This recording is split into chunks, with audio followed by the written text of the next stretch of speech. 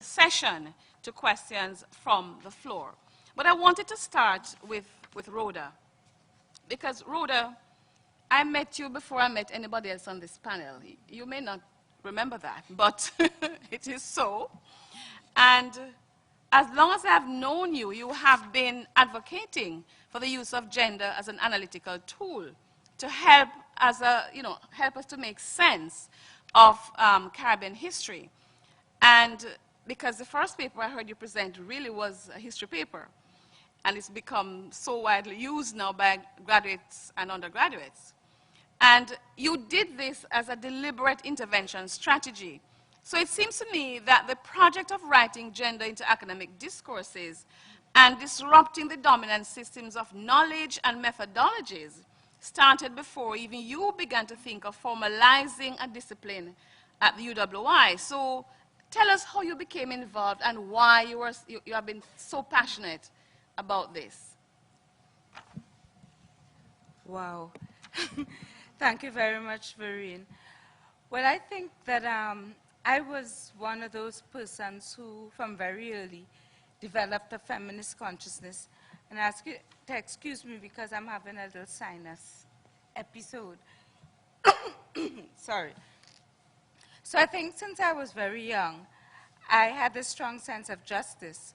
And then my mother, who I think was a closet feminist, although I can't ever remember hearing her declare it, she gave me many books about women, you know, like the biography of Marie Curie, of Helen Keller, who was a blind and something person, and then there was Anna Pavlova, the Russian ballerina.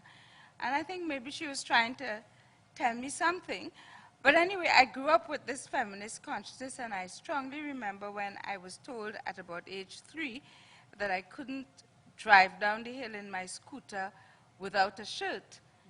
And then I decided life was unfair, and I think the rest is history, so to speak. But I think that I was fortunate to be alive in the period of the 70s, so that I was able to continue with this feminist consciousness through school. I would take every opportunity. And then at the Mona campus, where I did my undergraduate, that was also a very radical period. So I was able then to see how much of the radicalism at the time did not really take into consideration women's issues, as we referred to it in those days. So these things stuck with me, and when I graduated, I came back, I gave talks for trade unions, but at that time, the women's movement was beginning to blossom. But I do recall that we were like a younger generation, and we were aware that there was an older generation, and like most younger generations, we didn't believe that the older generation had really done very much. We believed that they'd been basically, you know, that they were not as radical as we were. We understood it, and I think at that time, we didn't have much respect for what had gone before. Just to cut a long story short, in 1979 or 80, I believe, there was a big conference in Puerto Rico on women and social change in the Caribbean, organized by Kate Young and Marcia Rivera Quintero, that brought together feminists from the entire region. And at that meeting, we felt that there was a need for an organization that would bring together feminist research and activism in the region. And I also met Norma Shorey, who at that time was working at WAND, which was the institution that Peggy led in Barbados. WAND was the Women and Development Unit of the university located in the extramural department of the UWI, and Peggy can speak more about it.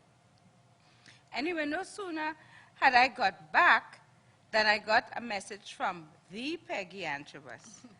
And she told me, Rhoda, I want to see you.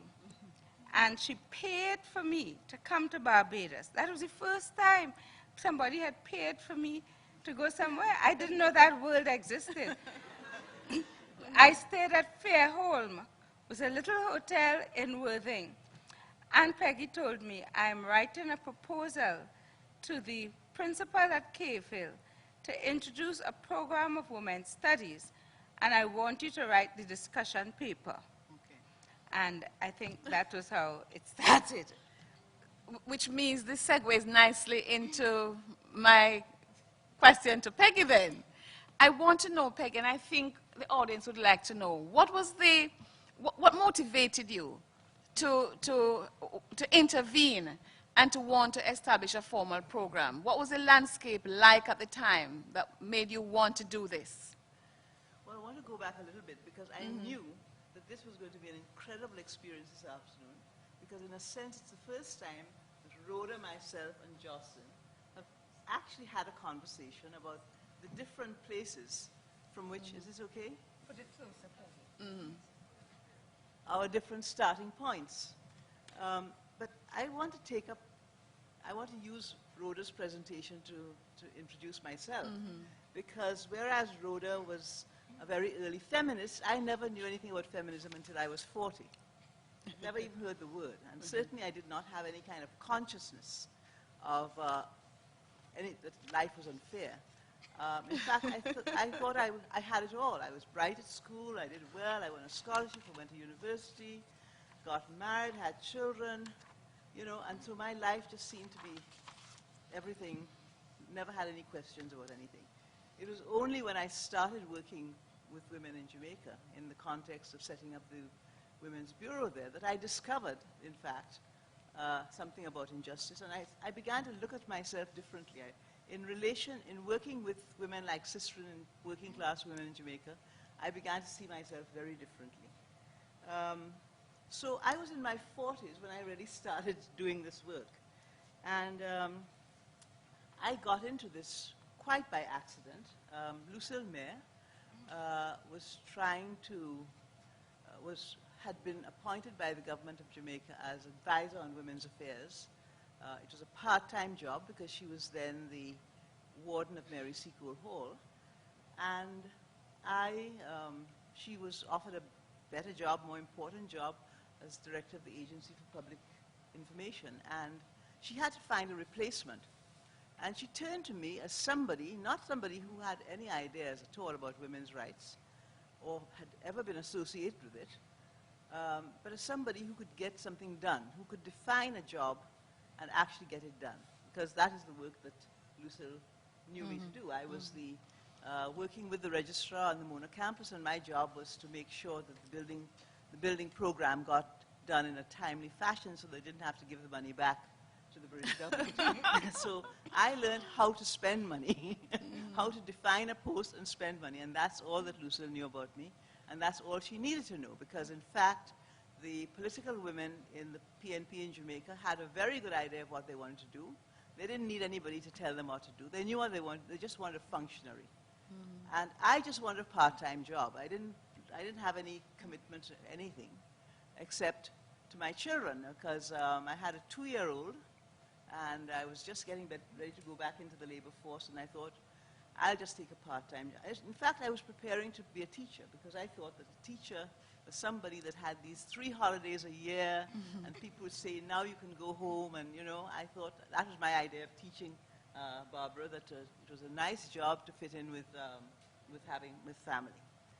And then Lucille offered me this thing, and I said, okay. I said, I'm not Jamaican, I'm not political, I don't know anything about women, you know, but she said, it's okay, Peggy, you have